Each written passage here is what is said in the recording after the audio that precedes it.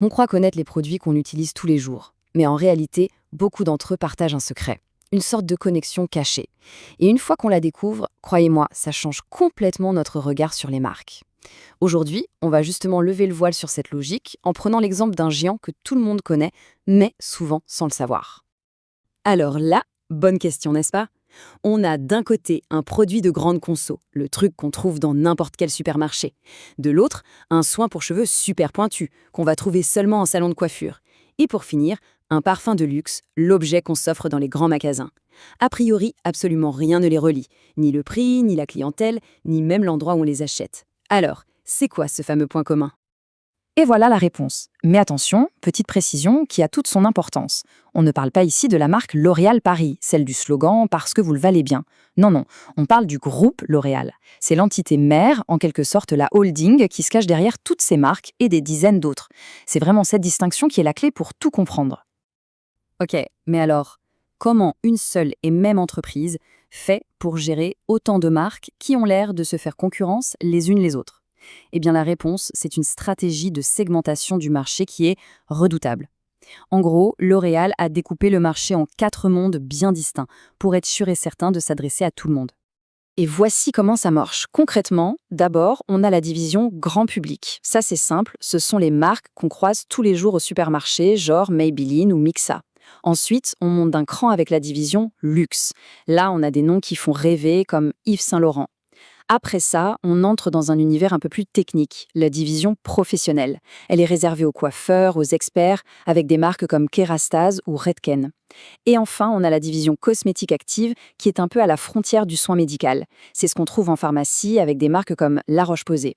Vous voyez, chaque division a son propre territoire, sa propre promesse et bien sûr sa propre gamme de prix. Une organisation pareille, si bien pensée, si segmentée, évidemment, ça n'a rien du hasard. C'est une véritable architecture de marque qui a été réfléchie dans les moindres détails. Et dans le jargon du marketing, cette approche a un nom assez imagé. On appelle ça la stratégie de la marque Ambrelle.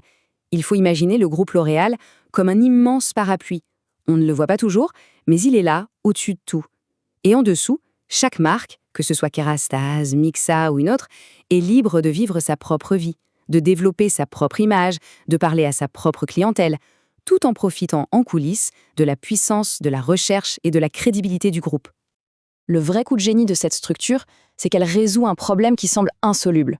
D'un côté, le nom L'Oréal, en arrière-plan, est un vrai gage de qualité, de sérieux, d'innovation. Mais il reste discret. Et ça permet à chaque marque de créer son propre univers sans que jamais personne ne se dise « Tiens, mon parfum de luxe est fabriqué par la même boîte que le gel douche du supermarché ». On a donc le meilleur des deux mondes, la puissance d'un groupe énorme et l'agilité de marques qui paraissent hyper spécialisées. Bon, d'accord, c'est une stratégie marketing brillante, on a compris. Mais concrètement, pourquoi est-ce que c'est important de savoir ça? Eh bien parce que ça change radicalement la perception qu'on a du choix quand on fait ses courses. La prochaine fois qu'on se retrouve dans le rayon hygiène-beauté d'un supermarché, face à ce mur de produits qui ont tous l'air de se faire la guerre, il faudra y penser. Cette abondance, cette impression de choix quasi infini, c'est souvent une illusion qui est très bien construite. Derrière cette compétition de façade, en réalité, il n'y a qu'une poignée de géants. Chaque produit sur l'étagère est en fait un pion sur un échiquier stratégique beaucoup, beaucoup plus vaste. Et toute cette analyse, ça soulève une dernière question. Parce que L'Oréal, ce n'est qu'un exemple. Cette stratégie, elle est absolument partout. Dans l'agroalimentaire, la tech, l'automobile. Il suffit d'ouvrir ses placards et de commencer à regarder les étiquettes de plus près pour s'en rendre compte. L'histoire que ces produits racontent est souvent bien plus fascinante qu'on pourrait le croire. Alors, combien de ces marques ombrelles se cachent dans nos maisons?